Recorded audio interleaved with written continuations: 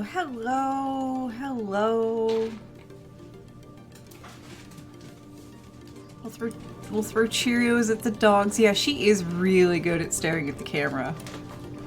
She really is good. So hello, Veronica. Hello, Mike. Hello, Ilaria. Hello, Veronica. I have one. Yeah. What do you mean, give me... What's the difference? This box isn't indented. So, hey, Guido, what's for dinner? Less crushed up Cheerios. It's a less crushed... Really? Really? So, running out of the super generic, Cheerios, like, my little container, this is all that's left of the super generic Cheerios, but never fear, because we have blueberry Cheerios. Blueberry Cheerios. And Favorite Human bought 2 boxes. And Favorite Human doesn't like blueberries, but I do. Yeah, but I was like, they're Cheerios, so I get them. Yeah, we could try some. So you're actually going to try some? Okay. Okay. Favorite Human says he's going to try blueberry Cheerios. But yeah, so this is what the dogs get next. So if we get enough things to make the dogs go nuts today, we can swap out for the blueberry Cheerios. Leftover veggie soup. Oof! And look, now there's some Favorite Human legs. And some Puck. Because he's scritching Puck. Oh, he's holding Puck's paws up. So DPI says hello. Hello. You want to come closer? The dog is now like, pick me up, human. Yeah, he wants me to pick, you know. He always wants to be picked up until you pick him up. And then he's like, oh no. So Favorite Human's gonna pace around for the next... 23 minutes. No, you're not gonna pace around for that long. You have 10 minutes till it's 1 o'clock. So Favorite... 30 minutes.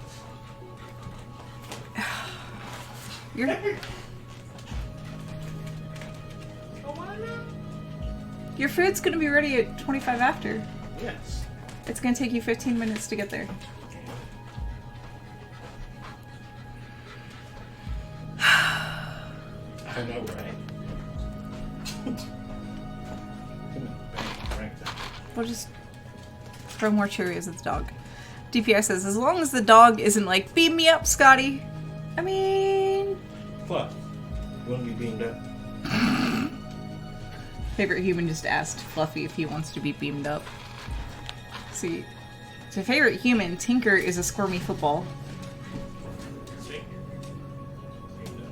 I didn't do it. I'm going to say it.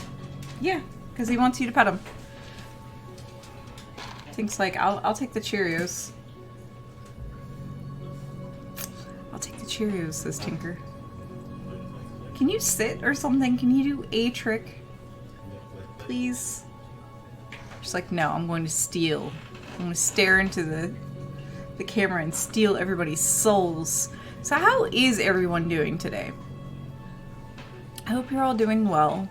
There was supposed to be a rocket launch this morning. It got scrubbed, which was good because I wasn't going to get up and she moved her ears. Are you okay, bud? Come here. You're fine. You're fine. You're fine. You're fine. Yeah, he does that. Tink. Hi, Tinker. Looks like I want some of these Cheerios too. Yeah, she will move her ears. Hey, Tinker. Are you ready? Are you hungry? Are you ready? She's like, yeah, I'm ready. Dogs don't want to be beamed up. They want food to be beamed down, says Guido. DPI says, I had a day off today, so ran some chores. To commemorate the scrub, I was at IKEA. Of course, it took longer than planned. Who am I kidding? IKEA can turn into an adventure. The nearest IKEA to us is like an hour away. So it turns into a day trip. So there's always like, okay, we're gonna go to IKEA, we're gonna have lunch or dinner or whatever at the food thing, and then, you know, I'm gonna get a whole bunch of lingonberry juice to bring home because I really like lingonberry juice. And yeah. So, are you okay? 3 IKEAs within 30 minutes. I couldn't imagine. I could not imagine. You're still just off camera. It's hilarious. And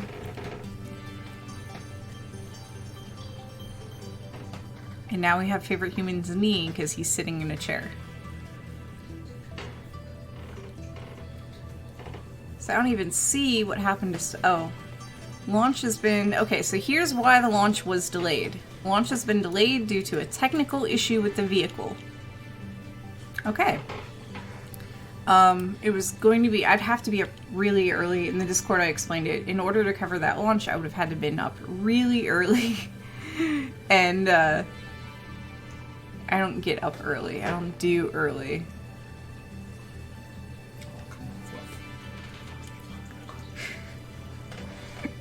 Now it's more of like his knee and his leg. I would have had to get up really early because they were going to start coverage, I think, well over an hour before the launch. Roscosmos was. And I wasn't going to do it. I wasn't going to do it. So I was like, all right, I'll just sleep in. And then I wake up to, hey, the launch was scrubbed. And I'm like, okay, I can do this. So Gluten-Free Space says, that's one sexy me.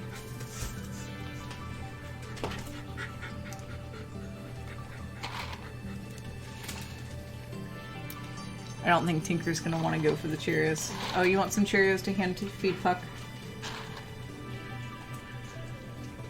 Favorite human has Puck in his lap. Would you like some more Cheerios? Feed Puck. For real, right? Oh no!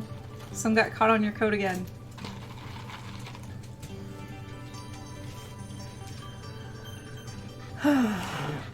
Just gonna wait. This is how you're gonna wait? Oh my goodness. See? You have no issue with it, do you? It's okay, it's okay. Just stay where you are. You're doing so much. So I must ask, are you planning on just sneaking out while I'm in the middle of doing the news? Probably. Okay. Okay. Okay. I'll be here, then, you know, I won't. That's okay, isn't it? Plus, it's okay. It's okay. So, Dr. Pamela is still traveling. For those that are like, it's you again? 3 days in a row? Yeah, Dr. Pamela is still traveling. She's still in Tucson. And she will be back. I think she flies back on Sunday. I think she flies back on Sunday. DPI asks, so is it summer in Youngstown today? Is it summer in Youngstown today? You've been outside. You know, it hasn't been wet all day, so yeah. I suppose this is close to summer as we get. So. In case you didn't hear him, Favorite Human says it has not been wet all day, so this is as closest to summer as we're going to get. Hey, Ironheart! Ironheart? Ironheart 50. I wonder if Ironheart's named after the actual Marvel character. Alright, Ironheart, Favorite Human has a question for you. Did you choose your username based on the actual Marvel character?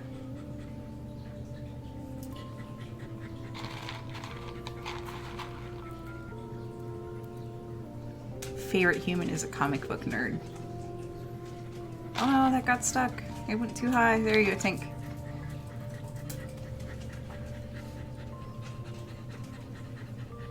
So yeah, Dr. Pamela's in Tucson. She prepared some slides for me. I need to see if they're done. So if you're doing a lot of drooling, a lot of pantsing. Well, he's warm. Oh, cool. The slides are done. You want me to just put you down the ground? No, you picked it at random. Wow. He picked it at random, honey. Unfortunate. Favorite human says that's unfortunate. Could have been Ironheart Mark 25. Ironheart Mark 25? Yeah.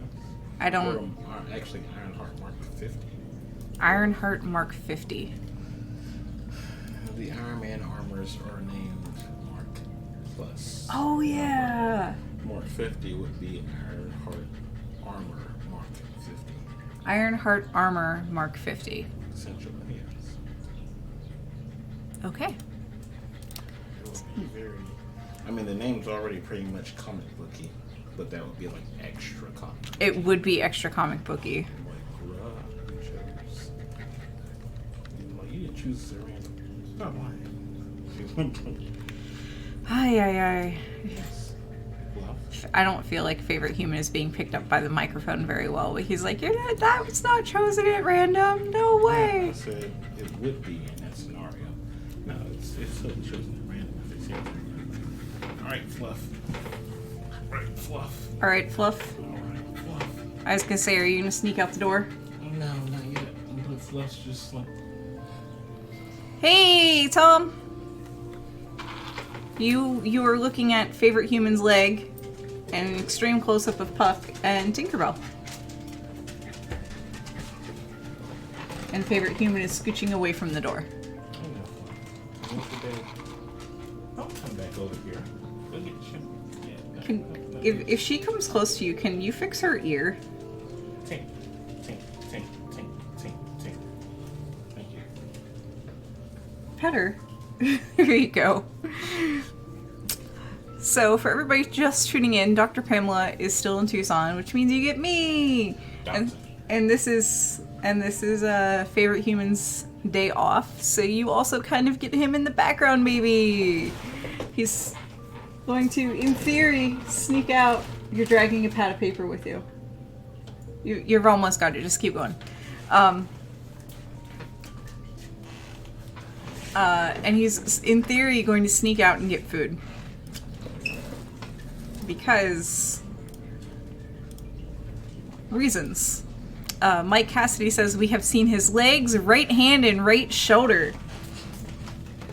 And his torso. I had him like... Come on. Just come on. Just come on. Just indulge them. It's like the pieces of Exodia. Come on. No. This is exactly, yeah. It's this... I have wheels. Come on. Come here. Oh no, Fluff. She's pulling me over into the camera. Come here. Come stand behind me.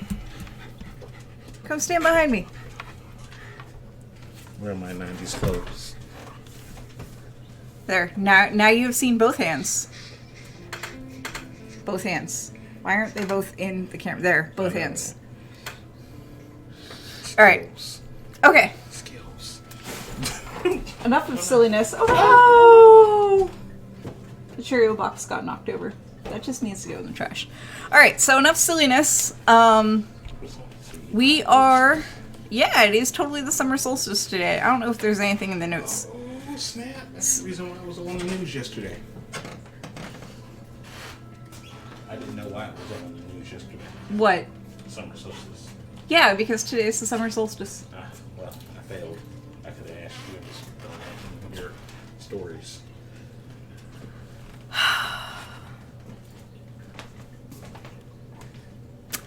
Anyway, have some Cheerios, Tinker. I'm gonna roll the rocket video.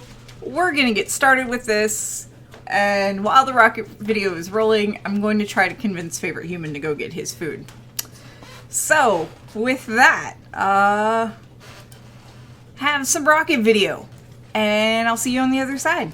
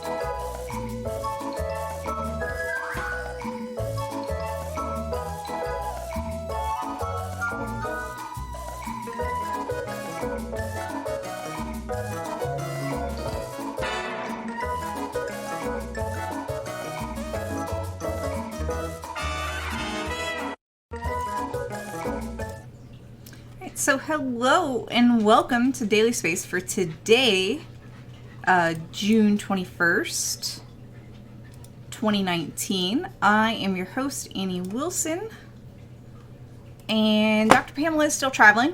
So you get me instead. She should be back for Daily Space on Monday and Tuesday, and then she travels again. So there's gonna be a lot of the usual what's going on, but you know, we'll make sure we get Daily Space to you because that's what we do.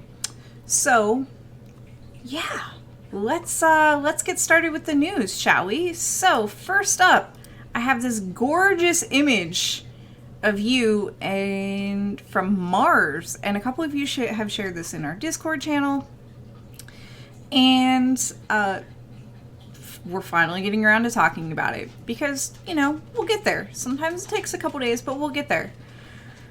So, one of the great things about having spacecraft in orbit around worlds for so many years is we can actually see things change. More than once, we've documented a new crater or a change on Mars generated through a storm. Here we have one more fabulous find. Formed at most between September 2016 and February 2019, this new crater... Hold on. I lost my spot. This new crater on Mars is 22 meters across.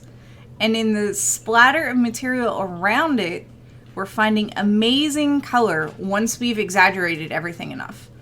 And in the blue of this image, we may be finding water. It's not certain, but in a CNN report, Veronica Bray, a high-rise team member and University of Arizona scientist, said that has not yet been confirmed, but commonly when a high-rise image of a new impact shows a blue area, it is sometimes water ice. So cool! We need more data, but cool! It looks more and more like water exists widely on Mars, which is good for potential life, including eventually potential humans, assuming we can solve the radiation problem, but that's a different story for a different day. So, yeah, this image probably has been post-processed a tiny bit to bring out the blue, to really highlight how blue that blue is, because I'm not entirely too sure about the high-rise camera, but it may send grayscale images back. It may send color images back. Either way, images from spacecraft are usually post-processed to some extent to either colorize them or to bring out features that would otherwise be difficult to distinguish. So yeah, somebody's asking for a URL for this, and let me see. This probably did not do what no, it did do what I wanted it to do. So give me 1 second. So this is the URL for the CNN news story. And that's pretty much all I have for this story, so we're going to move on to the next story. So, next we have this beautiful image. Looks like an artist's rendition of a star and a couple of planets orbiting it. I'm pull it up on my other screen so I can see it better. Yeah, it looks like a star with two orbiting it. The star is not labeled, but you see planet B and planet C, planet Bravo and planet Charlie. The reason why it's planet B and planet C and no planet A and planet B is because stars are typically given the A alpha suffix as part of their system. And then after that, it's the planets are typically named the star name dash Bravo dash Charlie dash whatever in order I don't understand. So that's what's going on with this image. So, and I also see a pullout of our solar system a bit further away. So let's see what all the notes say. Sometimes amazing things are able to hide right next door. Oh, cool. This is the case with Teegarden star, a small star only 12.5 light years from Earth that was only found in 2003. Wow. For the past several years, astronomers have peered at the system searching for planets. Now they have been found. 2 planets, both slightly larger than our Earth, have been found in the star's habitable zone. This research, led by University of Göttingen? We're going with Göttingen. Researchers hints that there may be an entire planetary system not too different from our own around this nearby star. And the folks on these planets can see us. That's how close they are. According to Professor Ansgar Reiners, I am so sorry. According to Professor Ansgar Reiners, an inhabitant of the new planets would therefore have the opportunity to view the Earth using the transit method, which we use the transit method to actually find other planets. That's how we found a whole bunch of exoplanets using Kepler. So this is the first time we've found worlds capable of hosting life that are also capable of looking at us and seeing us the same way we see them. So that was a whole lot of words, but I have a video for you. So here is the video.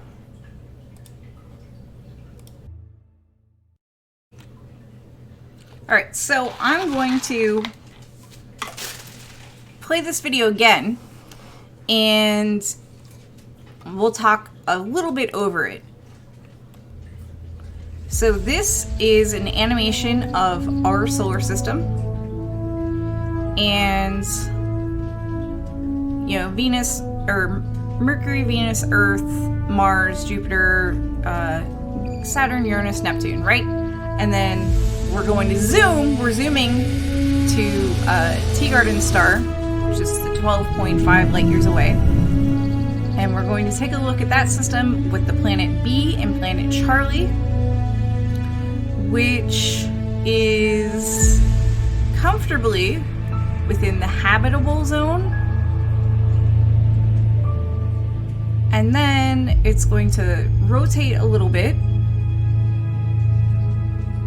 and point out our solar system not too far away with all of our planets orbiting our star, just to point out, hey, yeah, we can be seen from this star system too.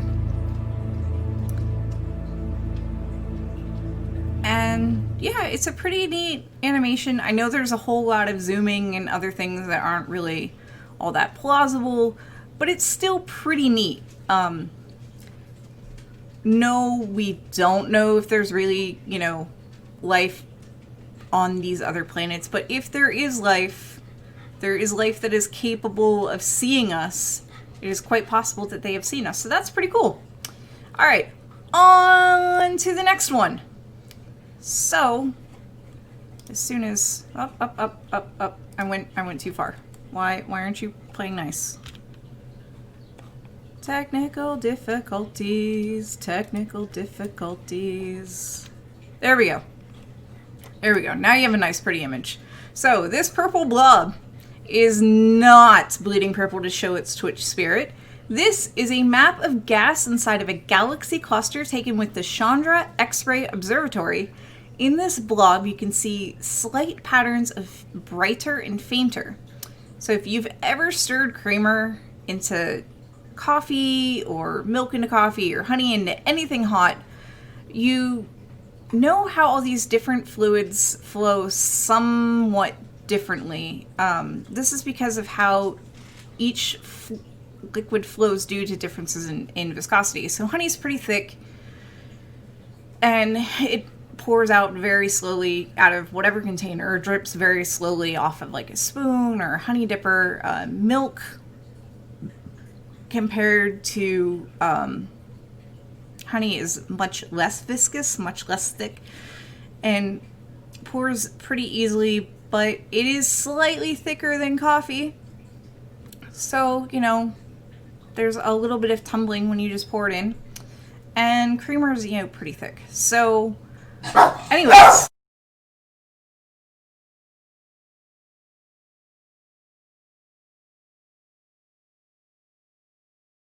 No!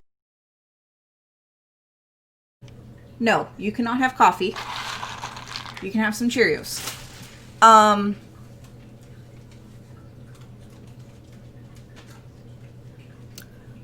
My apologies. Thank you for your patience. So yeah, no, the dogs can't have coffee. They apparently have strong opinions about this.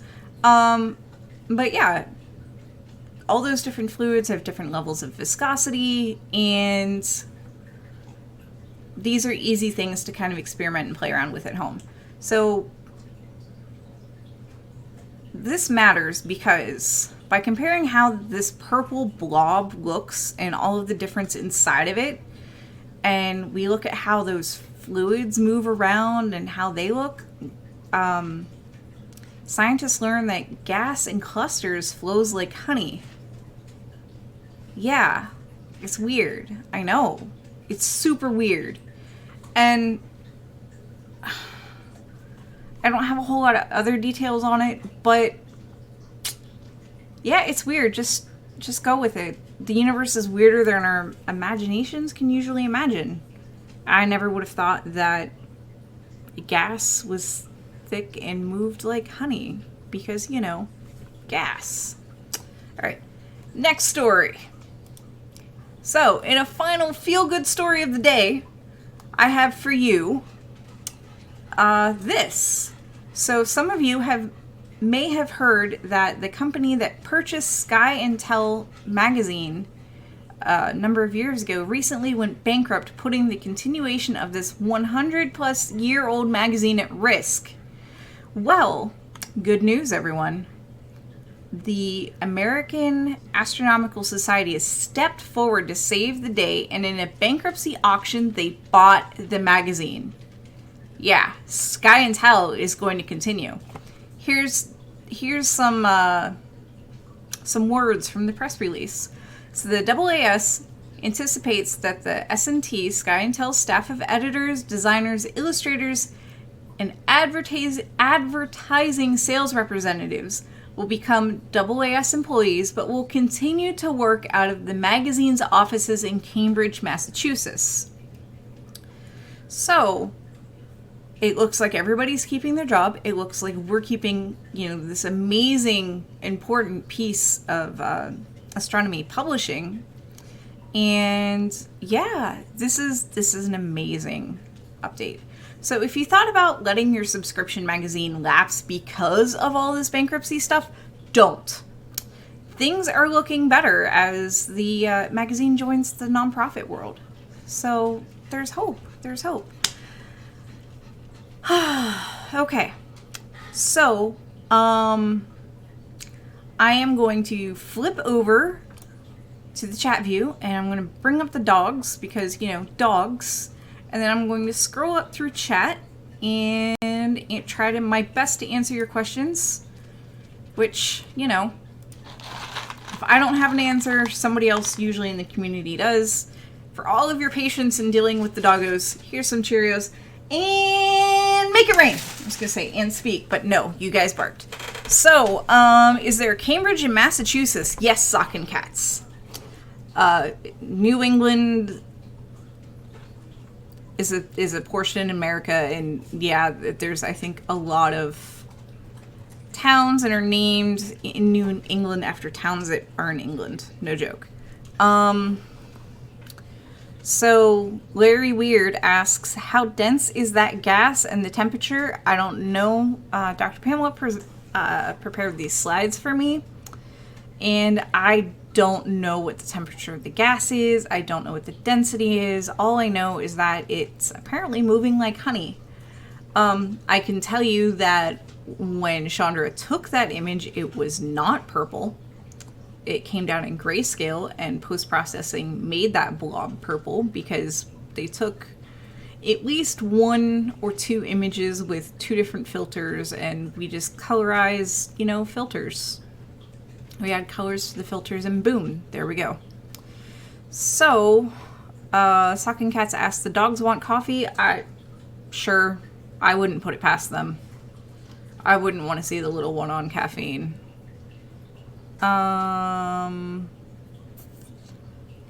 Open Cage points out, yes, the solar system was shown from the south. And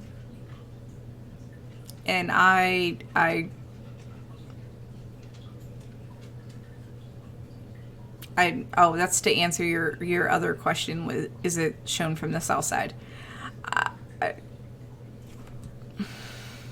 I don't know. But yeah, that was a very fast 12.5 light year flight. It would take us, admittedly, much longer to get there. And if we were to send a signal, it would take at least 12 and a half years to reach them. So that would be a very, very delayed communication. So, yeah. Oh, excuse me. Oh, ha ha ha.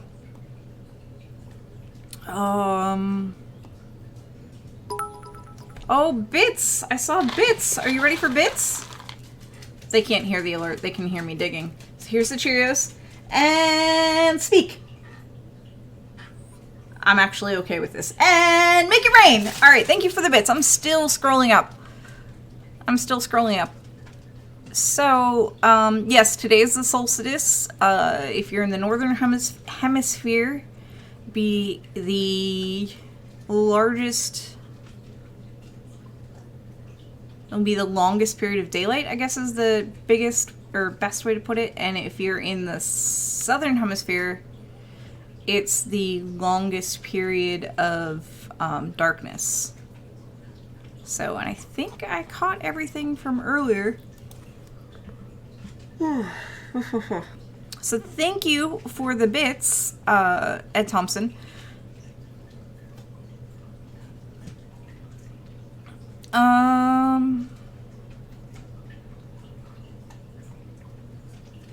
Yeah.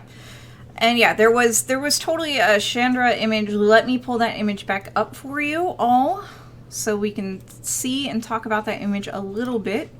So this is the image from Chandra. This is, you know, X-ray. I really don't have any details of what bands, what filters, none of it. All I have is, this is a pretty picture of a blob of gas that moves like honey. That's it. That's all I know. So yeah, this is pretty. And purple might be part of the normal Chandra standard palette, because yes, there are standard palettes for colorizing telescope images. Hubble has a palette. And you know, we worked on a Spitzer image, and that one had a palette. It wasn't obvious that it had a palette, but that one had a palette. And yeah, it's pretty cool.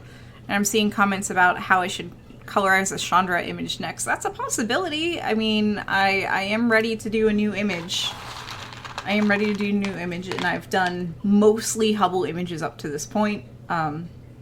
Spitzer was a new one because that was very different. So I feel like I'm going to do a whole lot of more research on the front end rather than kind of fumbling along of, okay, what's the palette, etc., etc., etc. Oh, Larry has the link for the paper. Also, Open Cage says, nobody is as south as I am north. That tells me that you are above the Arctic Circle. And yeah, I've been above the Arctic Circle for part of a summer, and yeah, it's wild. It's wild. Here's the Cheerios. Make it rain. It's wild. Oh, is it wild? Neat, but wild, because in the winter, then it's just like you get a couple hours of daylight, and I don't know how I do with that. I've had coffee, I swear. So any other questions? While you type in your questions or think of your questions, I'm going to take this time to remind you that this has been a production of PSI, that's Planetary Science Institute in Tucson, Arizona, working in collaboration with Youngstown State University here in Youngstown, I think it might not rain today. Ohio. And yeah, PSI is a 501c3 nonprofit, which is really just fancy speak for your donations are tax deductible where laws allow, which unfortunately is probably only in the US. So, yeah. Oh, there's an article about TKF in the Chronicle of Higher Education. Kerbal says, that's awesome. We are a member of TKF. TKF stands for the Knowledge Fellowship, which is a bunch of educational Twitch streamers. And, yeah. Yeah, so Socking Cats asked, how did they manage to hack NASA? I have not read a whole lot or heard a whole lot, so I'm going to be leaning heavily on the community for that. And DPI replies with, they infiltrated a Raspberry Pi that was not supposed to be on the network.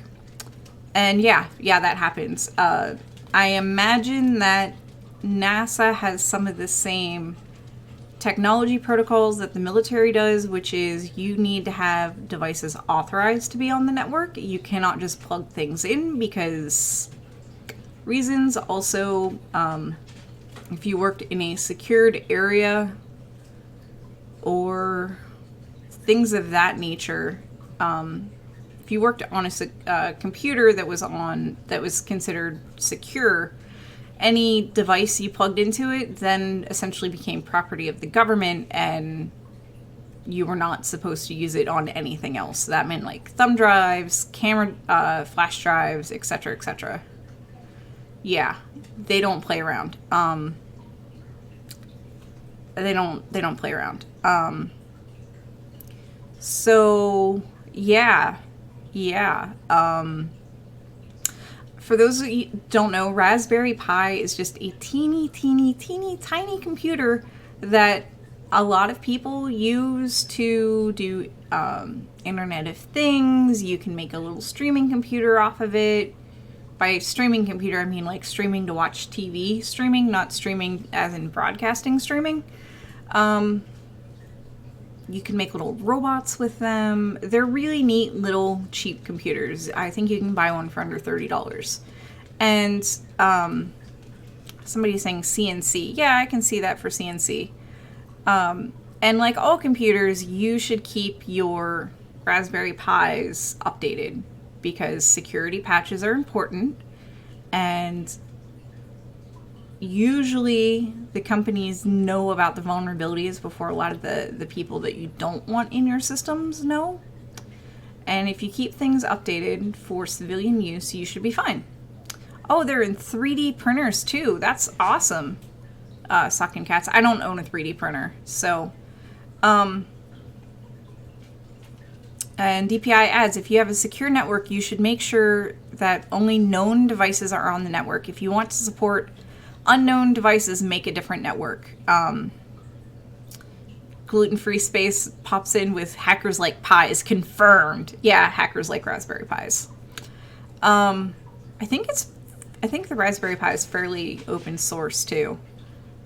So, yeah, this is why you should have, if you have a Wi-Fi network at home, first of all, if you don't own your own router and your own modem, and your cable company charges you for them, or your internet provider charges you for them, and you have the means, go out and buy your own cable and modem and take their stuff back. This is why. Some places charge you monthly for an equipment rental. This adds up. You can buy a modem for around $100, and if you're paying $10 a month for a rental, that pays for itself in less than a year.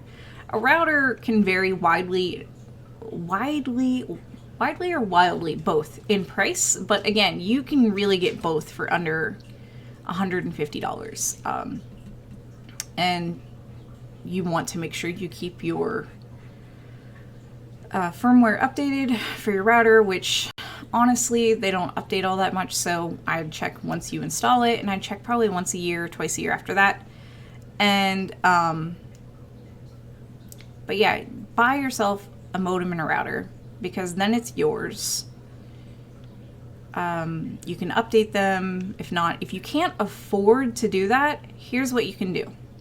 You can go in and change your own password for your cable router, for your internet router. It doesn't necessarily have to be cable, but let's face it, a lot of you are on high speed internet, and I don't know too much about DSL modems, but I know DSL modems can be hooked up to routers.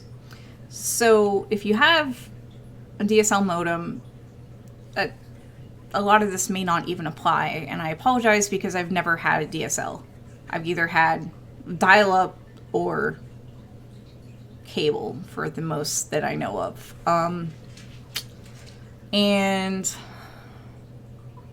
But yeah, go in, change the password for your router. You can change the name of your network.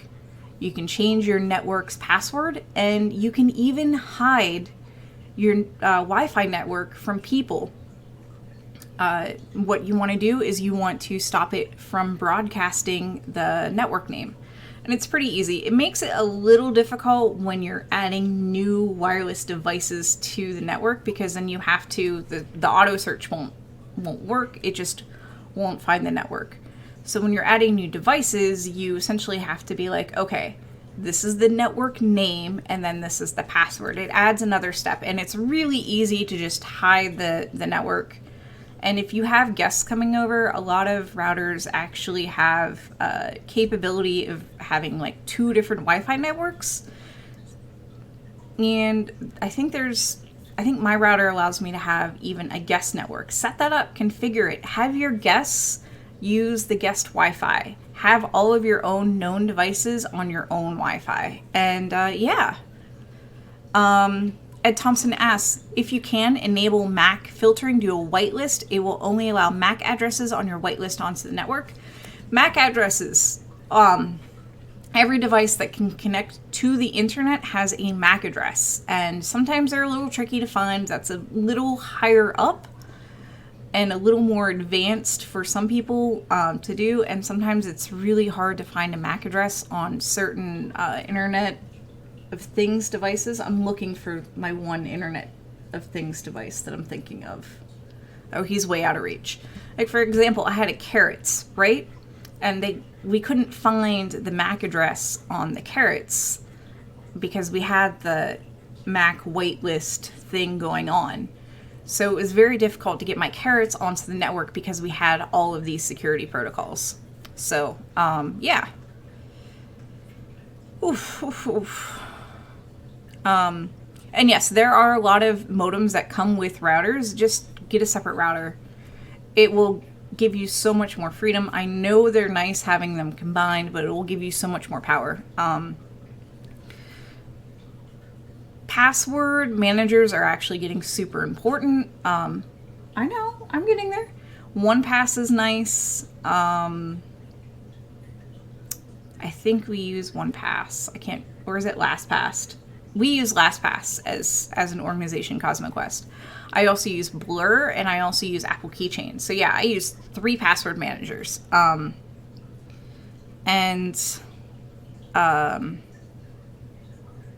yeah, Intrepid Red Fox says password manager equals post-it notes. Yeah, that's actually an okay thing if you hide the post-it notes. Don't do what my grandmother did and put a post-it note on the underside of your keyboard. This is fine if you're, in a secure area, but you really don't want to share your password like that. LastPass is amazing. Besides, we all know the password is swordfish. But yeah, at home passwords are great. Having a little book for passwords is great. Just don't make sure it's just not out in the open. At least my grandmother put it under her keyboard and instead of like a post-it at the bottom of her monitor. You actually kind of had to put some effort into it, but that's the equivalent of putting a key under your mat. In some areas, that's fine. You can have a hide a key under your doormat, but some places that's not a good idea. And I missed a whole lot of stuff because I was talking. So I'm going to scroll back up and, yeah. I saw MAC filtering. Intrepid Red Fox says, the last time I bought my own modem along the... brought my own modem along, the cable company wouldn't allow it. Said I had to rent. I had to call through multiple layers to use my own modem. That was several years ago, mind you. Been hotspotting for a few years. I've had my own equipment for 3 years, and Spectrum, is it Spectrum now? I think it's Spectrum. Spectrum was actually really good about, oh, you have your own stuff? Okay, this is what we need to do instead. I had to give them the information from my modem and router, but other than that, it was fine. It was fine. It was fine. Oh, good. Ed Thompson makes a point, says you can also donate to PSI via Amazon Smile. A portion of purchases will go to PSI, which does help CosmoQuest indirectly. Yes, it does. I spoke with Dr. Pamela about it on Discord to verify it before I said anything. Thank you for double checking. So, Veronica says, make memory map and put all of your passwords in that room in your brain. Index cards as a backup. Two-factor with SMS is not secure. SMS has been known to be compromised. Two-factor, Ed, we do use some two-factor authentication. We use Authy, and I know personally I use Authy, which allows all sorts of websites. I also have the Google Authenticator for some of my accounts, and Steam has its own authenticator. So, oh, the Mind Palace method. Fingerprints also have been known to be compromised as DPI, yes, but fingerprints are lazy. Two-factor authentication is good, and yeah, unless you're, poor Socking Cat says, unless you're as stupid as me and dip your finger in the hot glue and get a blister all over, yeah, then fingerprints don't work for a while. So, yeah, hot glue burns are kind of awful. I've had a few. So yeah, hi Wayne. So we're talking about security because somebody asked how in the world did somebody break into NASA, and this is just some basic security things that, you know, we all need reminders of. I preach this stuff and I'm not the greatest. I have some really old passwords that need to be changed. And the nice thing about having a password manager is that it tells me how many days it's been since I've changed my password. Yeah, but people get lazy. That's the problem. People get lazy, people get complacent, and they're like, it's fine if I plug this Raspberry Pi in. We don't even know what the Raspberry Pi was doing. Maybe it was controlling a toaster. I'm not joking. So, yeah. Yeah.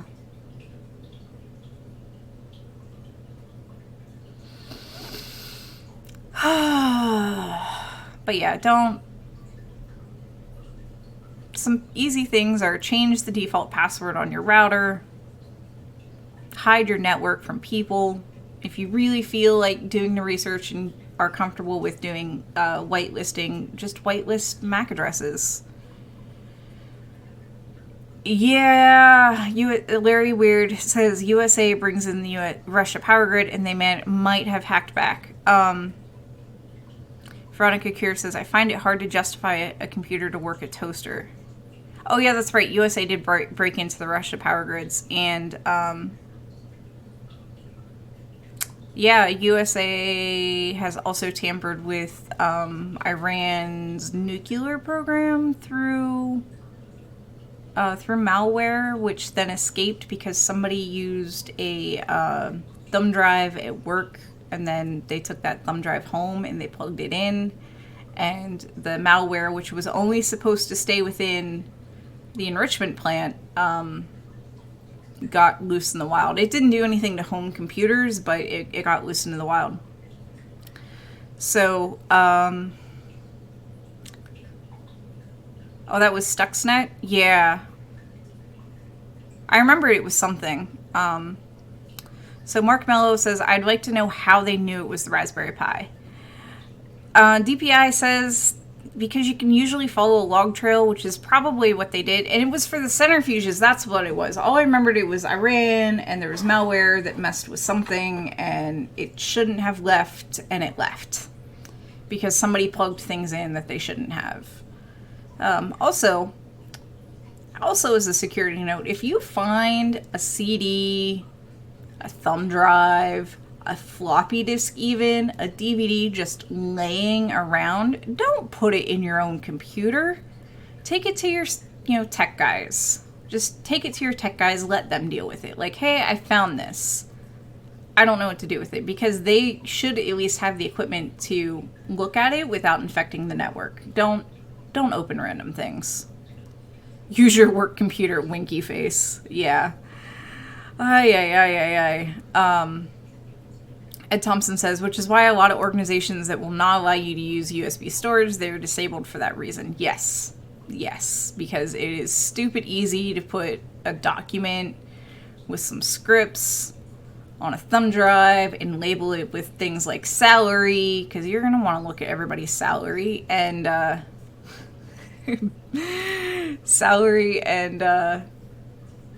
yeah, because somebody's going to be nosy enough to be like, oh, I wonder what so-and-so makes. And then it's an Excel file. And, oh, look, this Excel file wants you to run a script. Don't do it. Just take it to your tech guys. Yeah. Put it into an isolated computer that has no network access at all. Right. And the tech guys are most likely to have that. I don't think I ever had anything. Over the years, my house has had a lot of internet security intricacies, which no longer are here. It was very burdensome and cumbersome. So I like to call it the Great Firewall. And we had a physical firewall. Everything was locked down tight. I couldn't visit websites that were hosted in other countries. I'm not joking about this. And I like origami, right? And a lot of origami websites are hosted in, guess what? Japan. So websites had to be whitelisted. Minecraft servers had to be whitelisted. I couldn't always easily connect to people on Steam to play games. Yeah, it's just amazing. It was not mine, Wayne, so I can't call it the Great Firewall of Annie. It was not mine. Yeah, Mythtown says, I remember the pain in the backside it was to play games with you. It was. Okay, airborne computer viruses is a new concept. Sneakerware. That's one way they can be airborne and cross a air gap. And sneakerware is just that. The USB thing that we were talking about. Plugging something in to one computer, taking it out and plugging it into another computer that should be, in theory, over an air gap. Best way to stay safe is to stay off the internet, says Sock and Cats. Yes. Bucket? Oh, now I want to play Bucket. But it's Favorite Human's Day Off. And Bucket's going to take hours, Mythtown. In response to the computer being water-cooled, there's only ever been one water-cooled... One or two water-cooled computers in my house, and they aren't here anymore. They were not mine. But yeah, there's a fine balance between having a network that's usable and having a network that's super safe, and there's always going to be some amount of risk, and the best way to stay safe is just keep everything updated, change your passwords. Don't use default passwords for anything. Yeah, Wi-Fi is airborne, so they do kind of exist. Yeah. And don't go to, just do what you can to be safe. And generally, if you're not working with classified information at home, that should be enough to keep you safe. And yes, because somebody asked in Discord, yes, NASA does have classified information. There are still missions that are classified. There are still missions that are classified. Ed Thompson adds, also avoid hardware or software from non-approved vendors. Sometimes the malware is in the code in the software or hardware. Yes.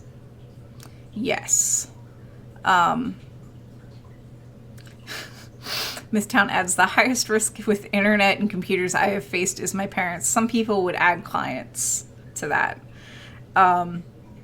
Yeah, people in general. Yeah, it's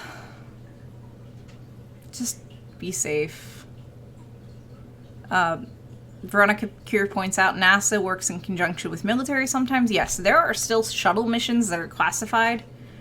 The Thanksgiving shuttle toilet mishap, where the poor astronaut, something broke on the toilet, one of the levers, because I guess the shuttle toilet at the time was operated like a manual stick shift car, where you had to put it in different gears to do different functions.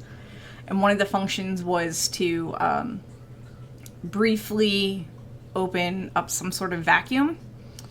And it got stuck in that open vacuum position, which caused alarms to go off, and it caused the nitrogen and oxygen tanks that were stored in the cargo bay, which, for whatever reason, are designed to dump right into vents above the toilet. It caused a whole bunch of really cold nitrogen and oxygen gas to be dumped on that poor astronaut. You had all these klaxon alarms going off. It woke up everybody because he was the only one awake. And yeah, he was very frozen. But we know that happened, but we don't know what the mission was for. So yeah, there's that. There is that. Most dangerous people are the people who think they know what they're doing because they use a browser. Suddenly they think they're experts in IT, lol. I have been known to break computers if I don't have the proper authorization to do things. So when I ask,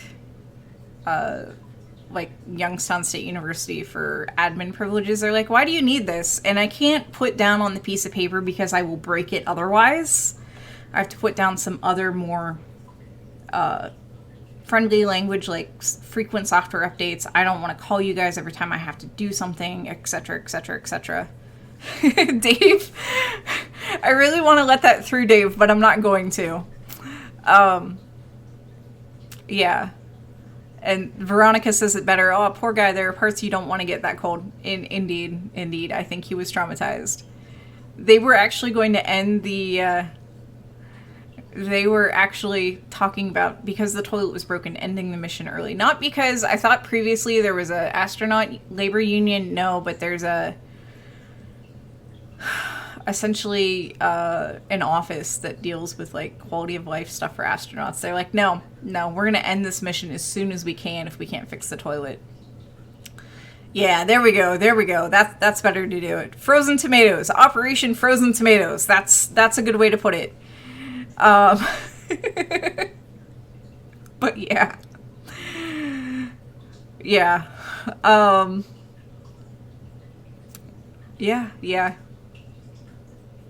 Anyways.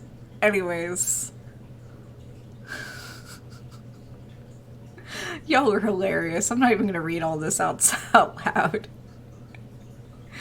But yeah, for example, that mission is still classified, but we know some poor person had to deal with certain indignities. Misstown asks, so after that, did they ever add heated seats to the toilet? I don't think so. I think they may have updated the mechanics of how to quote-unquote flush the toilet. I do know that a bunch of people were called in on Thanksgiving to work with a mock-up on the ground of a toilet to figure out what they can do, and they ripped off, I think it was the front panel, and used a pair of like vice grips that just happened to be on the shuttle to and they used that to move the lever, and it worked. So yeah, that was how that was fixed. I'm sure the whole toilet was fixed once it was on the ground. Yeah. Miss Town says, the thing that would keep me from ever going to space is the toilet. Yeah. I am right there with you. The more I learn about going to the toilet in space, the more I'm horrified and the more I'm amused. So, my niece and nephew can tell you how many toilets there are in space. My mother rolls her eyes at this still.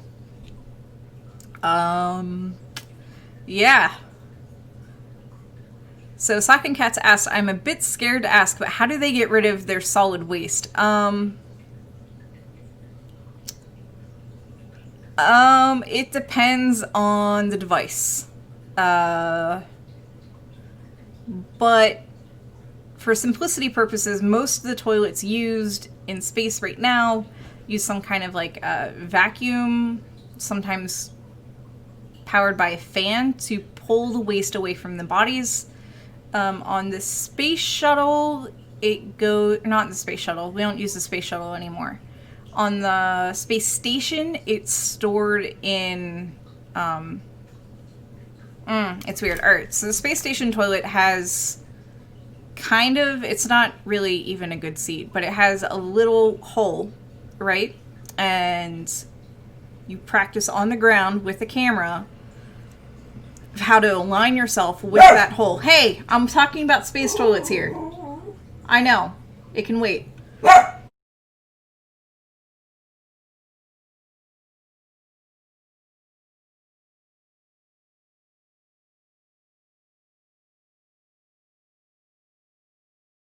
Tinker.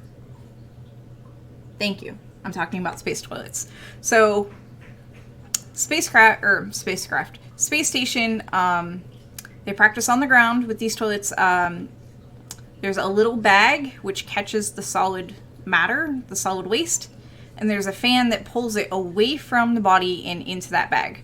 After they're done expelling solid waste from their body, they pull the bag off and push it down into the silver container, and they put a new bag on for the next person. So the next person doesn't run in there and is like, OMG, OMG, I need to go now.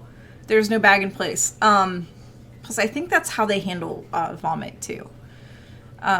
So that's solid waste, and that's where the solid waste goes. The liquid waste is pulled through a different tube, I think with a fan, and I think one or both toilets on the ISS recycle it into water as much as they can. It can only be recycled so many times before they just can't pull all of the impurities out. I don't know what happens to the impurities. By impurities, I'm talking things like urea, other waste products caused by our metabolism. I don't know what happens to those, but I do know that by doing this, by removing all of the extra stuff other than just, water, they're able to reduce the amount of water that needs to be brought up to the space station, which is actually good because water is heavy. Yeah. So, but the camera's only needed for training, Veronica.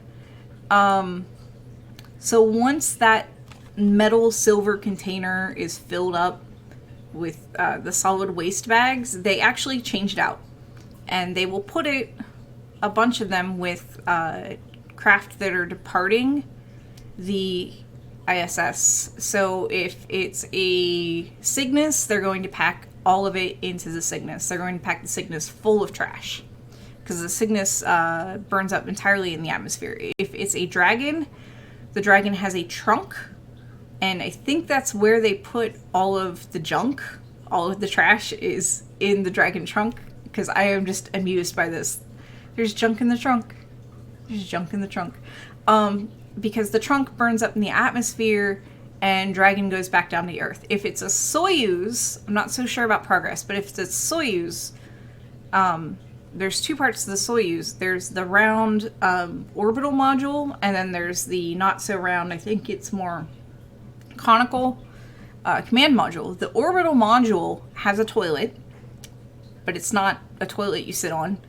And they also will fill that up with trash because the orbital module also is burnt up in the atmosphere. So essentially, the Dragon has a trunk, though.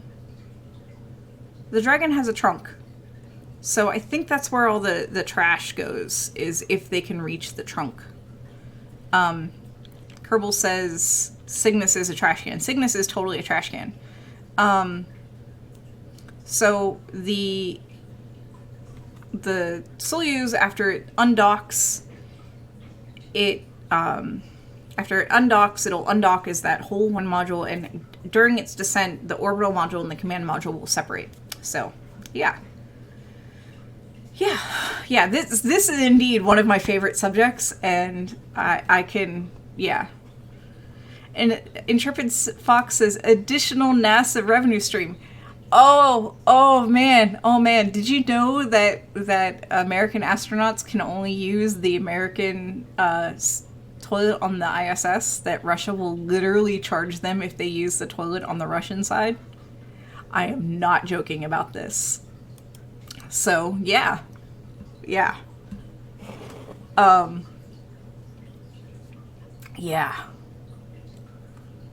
But NASA actually did at one point have astronauts bring back all of their waste products to study it.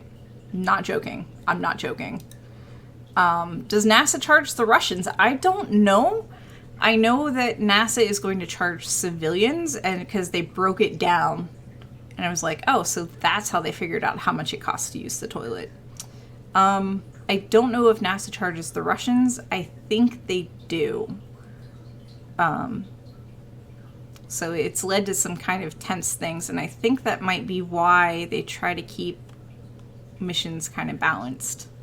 So as far as I know, yeah, I'm quite certain on this that American astronauts have to use, the astronauts have to use the American toilet, and the cosmonauts have to use the Russian toilet. Not joking. Yeah. Intrepid Red Fox says, oh, well, I can only imagine NASA getting an expense report from an astronaut. Russia toilet used 3 times. $98.70. It would be way much more than that. It would be way much more than that. Ed Thompson says, basically, don't plug the toilet lest you can afford it. All the times toilets have broken in space. So the American toilet is, if you flush a toilet in space, what direction does the water flow? There's no water involved with flushing a toilet in space. Socking Cat says, just don't eat anything, then you don't have to use the toilet. There's actually a thing called a low residue diet, which astronauts and cosmonauts eat for a couple days before takeoff and landings. And it's literally a diet that doesn't have a lot of waste that would make it into your colon. So there's like no fiber, none of that. None of that. And they also, clean themselves out using, just use your imaginations. I'm trying to keep it very family friendly. They also clean themselves out before flight, and because nobody wants to use the Soyuz toilet. Nobody.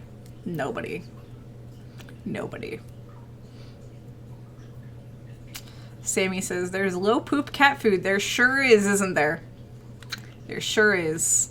Yeah, prep for colonoscopy is one way to think of it. Yeah, I don't think they go that far. I don't think they go quite that far, but yeah. No oatmeal breakfasts in space. Once they're in space, I think they can shift from that low residue diet. But I really don't know how that works. So, yeah. Oatmeal would be pretty woody. It would be. So, yeah, I know way more about this than most people should. And because I find it hilarious. Oat flour is the poor man's coffee. It would be a top story.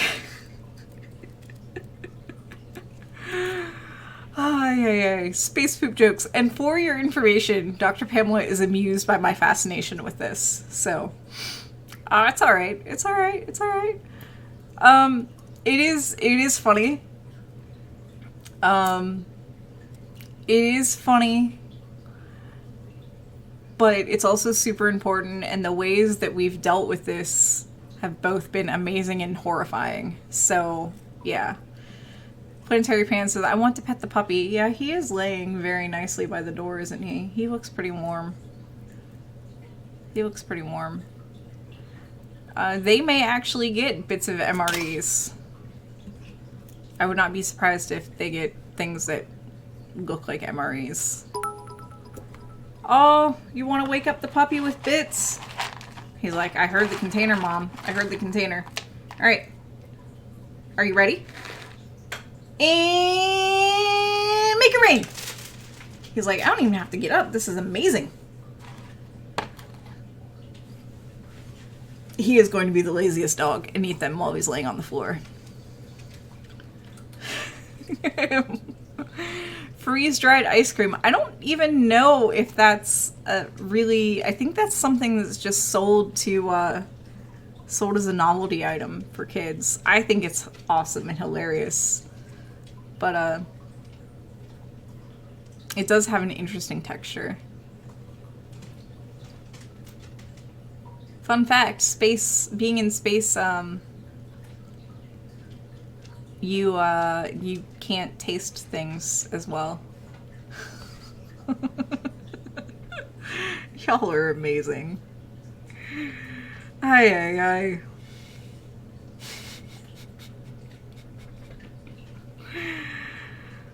Tortellini and cheese MREs are arguably the best one. The old hot dog MREs in the dark brown bags were arguably the worst. I've never had a hot dog MRE. I think I've had a tortellini and cheese one, and I agree it was good. I know I'm fairly certain I've had meatloaf. I don't remember the meatloaf being all that bad. It does sound horrific, Susie. It does sound horrific. I know there were certain MREs that we had figured out had Pop-Tarts in them. So we would get the,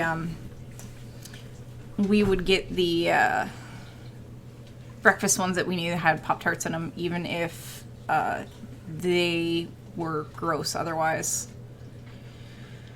So Gluten-Free Space asks, are there any types of food that are prohibited on the ISS? Carbonated drinks are not prohibited or are not allowed. Here on Earth, the carbonation stays in solution. The gas essentially stays in solution or mixes well with the water. In space, I think they actually separate, or the bubbles just become bigger and bigger and bigger and bigger and bigger. I think...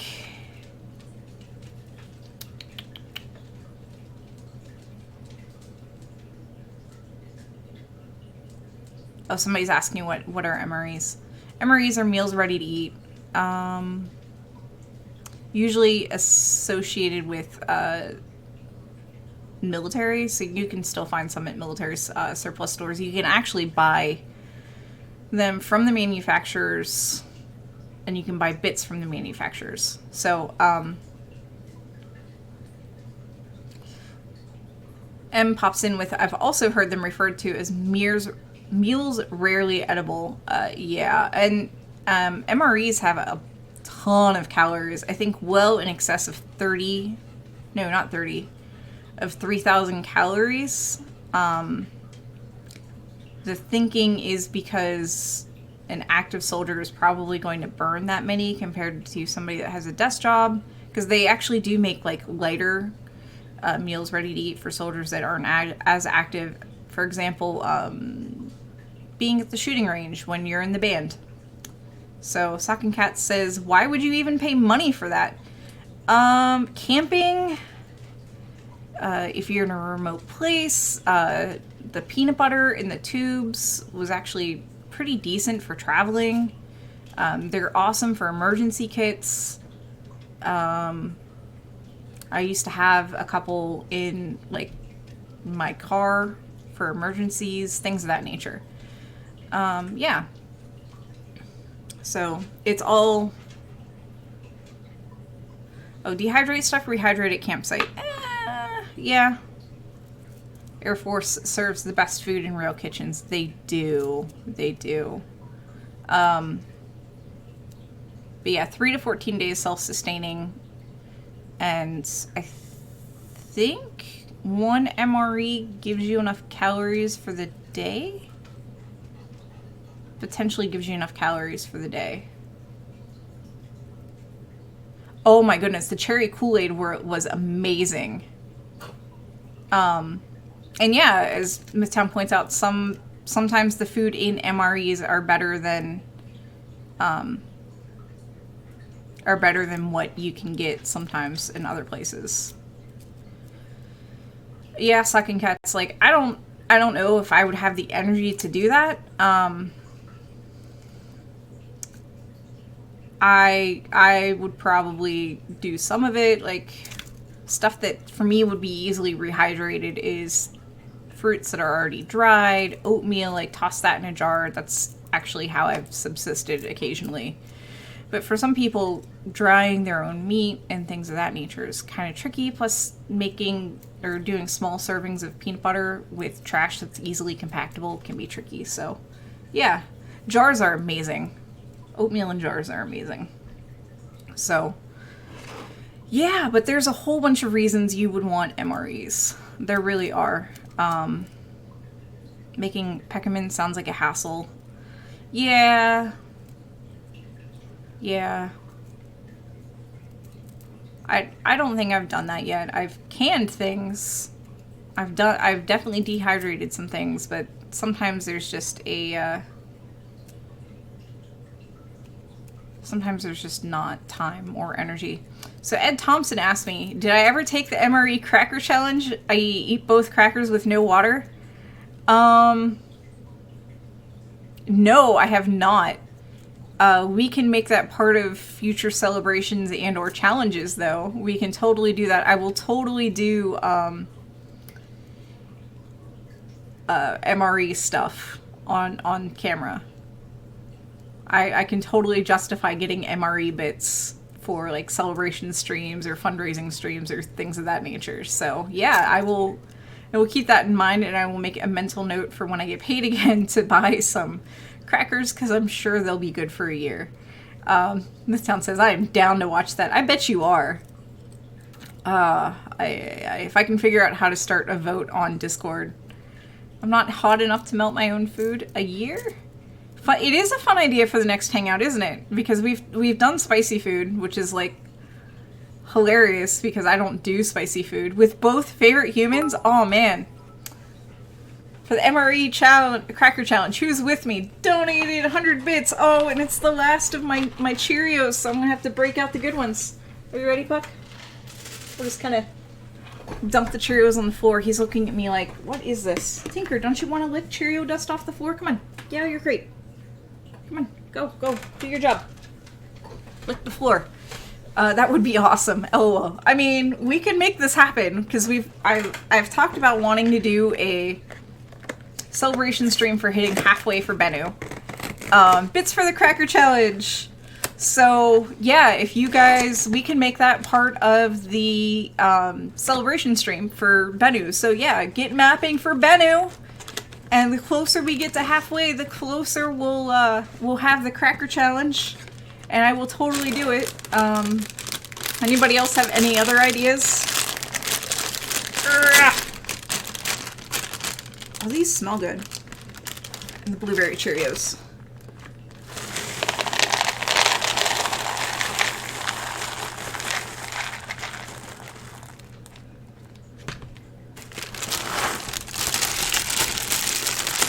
My bits are all spent for now. That's fine. Like, you don't have to vote. You don't have to spend bits to vote on things you'd like to see me eat on stream out of MREs. You don't have to spend bits for that. The only thing that bits are really going for right now, and it's going to take forever because it's a high goal, is getting a face reveal of both favorite humans on camera. So I know I don't have that ticker up right now, but that ticker does exist. And yeah, because I think it's something like 200,000 bits. So yeah. But yeah, no, if you have any suggestions of things that should be eaten during the Bennu halfway stream, Just put them in Discord, put them in chat. Oh, look, more bits! Bits for Sammy. More bits. Now we got the blueberry Cheerios. These are different. Oh, I don't know if I can get that in a in an MRE. Surstrumming. Oh my. That I know that's not in an MRE, and I know what you're talking about. And that is evil. I want to keep it related to MREs. But that is evil, and you want to know what? In addition to favorite human and Dr. Pamela's favorite human doing a face reveal at 200,000 bits, I will eat that. I will eat that.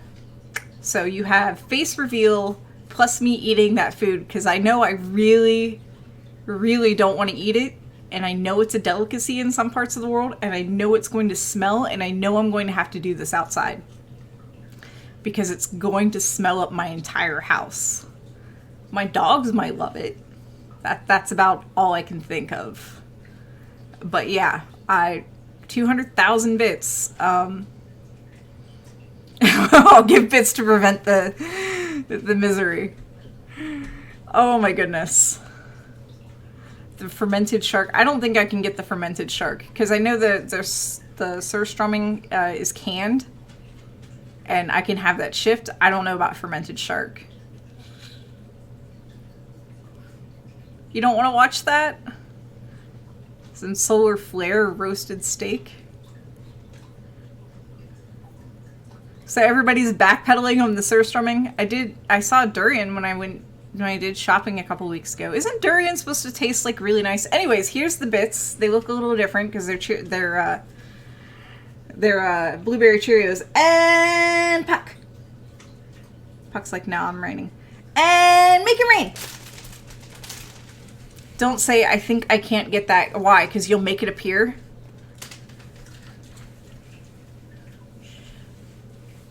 All right, I think I'd do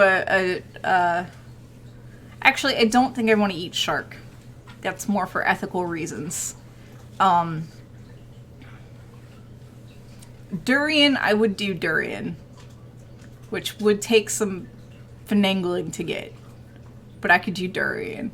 Don't say I think I can't get that, because it'll just magically appear. Oh, I think favorite human's back.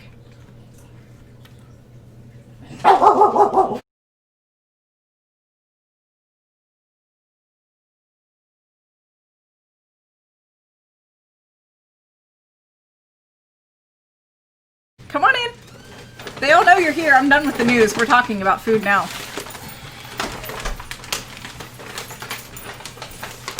Ooh, rock cake sounds like a good idea. Would not recommend that. You need alcohol to wash it down. Wait, what? You need alcohol to wash down? Come here. Come here. No specific food you need alcohol to wash down. Oh no, there are specific foods you need alcohol to wash down. Come here. Yes, yes. I'm here. I see. All right, so durian, somebody's saying, from what I hear, don't eat durian indoors. DPI says, I would not recommend that. You need alcohol to wash it down. What is durian? Favorite human doesn't know what durian is. Is that a person? That's totally a name of a person. It is not a person, it's a fruit. Oh, it sounds terrible. He says it sounds terrible. Rock cakes with space beer is my suggestion. That sounds amazing. I don't know how I would stream making rock cakes. I'm not sure how I'd stream that. I can make them and take pictures of them and eat them on stream, maybe? We could probably strumming sushi them. That's actually probably how I'd eat it, Sammy.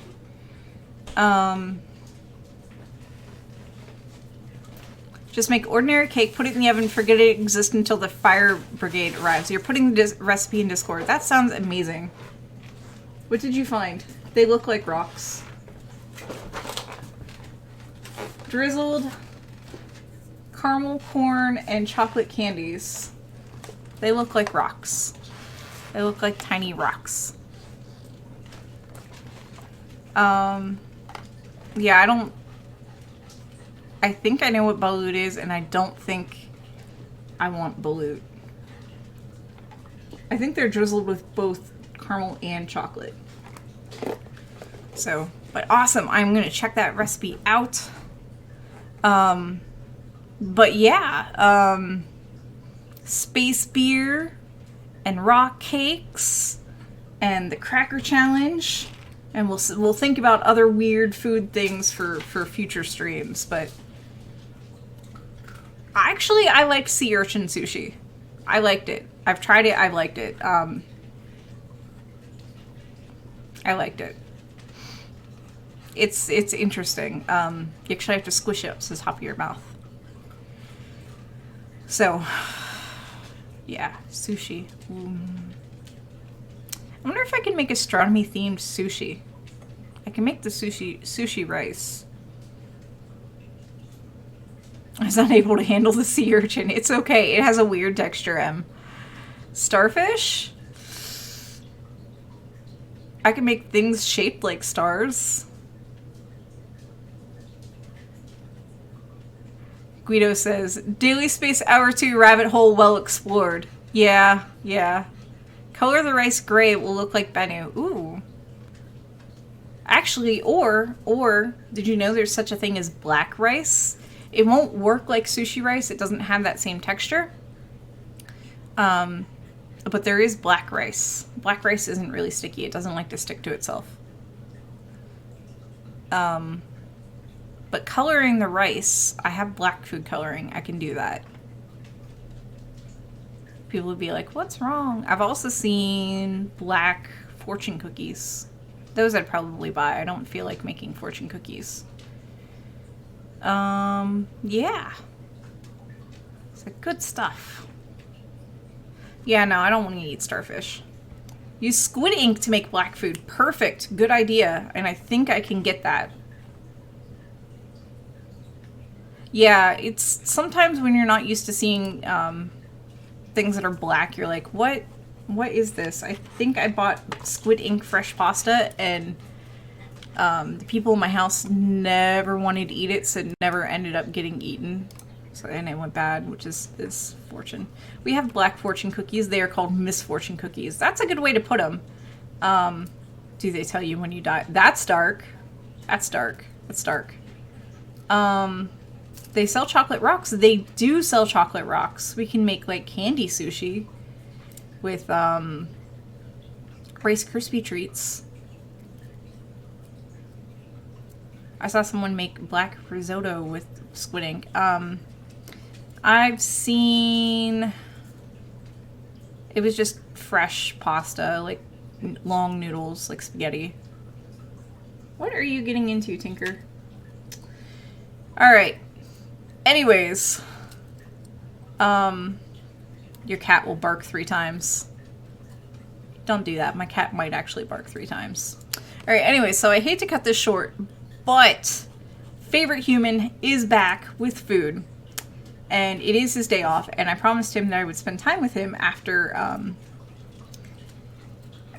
Daily Space. So we have gone down all sorts of wonderful rabbit holes after the news today, and that always makes me happy. So while I do the wall of text, if you have any suggestions for anyone to raid, please tell me. Otherwise, I'm probably going to be lazy and let AutoHost take over.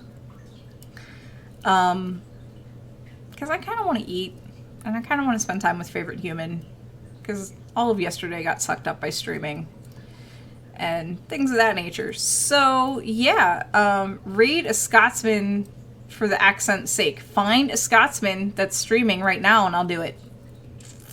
As long as they're family friendly. That's the only thing I ask, is they have to be family friendly. But that's it. If you can find a family friendly Scotsman, do it. Let's do it. All right. Are we ready for the wall of text? Let's do the wall of text. Oof. All right. So this all wonderful Daily Space thing and the related chatter has been brought to you, first of all, by you. So thank you, everyone, for all of your support, emotional, community, financial, and otherwise. We are here because of you, Sundays through Fridays at 1 p.m. Eastern. That's 1700 hours UTC. This is a production of PSI, that's Planetary Science Institute, as I mentioned earlier. They're in Tucson, Arizona. We work in collaboration with Youngstown State University here in Youngstown. I guess it really isn't going to rain today, Ohio. Now I have to think about other things. So, if you miss a stream, we archive everything on YouTube. So first, catch the video on demand, because that actually helps us. And then if the video on demand is gone, Susie will work her magic and it'll be on YouTube. YouTube. If you want to chat with us outside of, you know, our streaming times, join our Discord. It's free. There are some rules that you do have to agree to. They're easy. They're easy, I promise, I swear. Essentially, the rules are nothing that's not safe for work. So if you wouldn't show it to... I shouldn't say that, because some workplaces you would actually show that to your boss. Anyways, if it's got gore, if it's got nudity, if it's got illegal activity, don't post it. Keep it, you know, science related. That means no pseudoscience. It means no conspiracy theories. We don't have the bandwidth for that. Respect other people, and because I feel like there's 4 rules, and I actually can't remember all of them, which is terrible, because I'm the one that wrote them. Respect other people, and no hate, essentially. I think that's basically it. I'm loading Discord now to look. So, in order to access all the channels, you do need to agree to the rules. If I'm on, and you see, if I'm on and I see that you typed anything remotely close to the agree command, I will manually apply it. I am not on all the time. It might be hours before I catch it. Yeah, here it is. Here's the rules. Be kind to each other. Hate is not tolerated here. Be respectful of one another. No not safe for work content. That means no nudity, no mature language, no mention of illegal activity. If you're not sure something's okay, direct message a mod. Either someone on the build team or a mod. And keep it simply science. It means no conspiracy theories or pseudoscience. And in order to see the rest of the channels in the server, please type agree in the welcome channel. And it's exclamation point agree. So, yeah. Yeah, so it's pretty simple. We just want a nice, healthy place for everybody to be on tonight. Also, there is, isn't there an astronomy cast tonight? I think there's an astronomy cast tonight. So, and I got lost in my wall of text. Twitch Studio? Oh, Twitch Studio. I think I got lost in the wall of text, but I think that really covers the basic. What are you doing? Get out of that food. That's mine. I think that covers everything.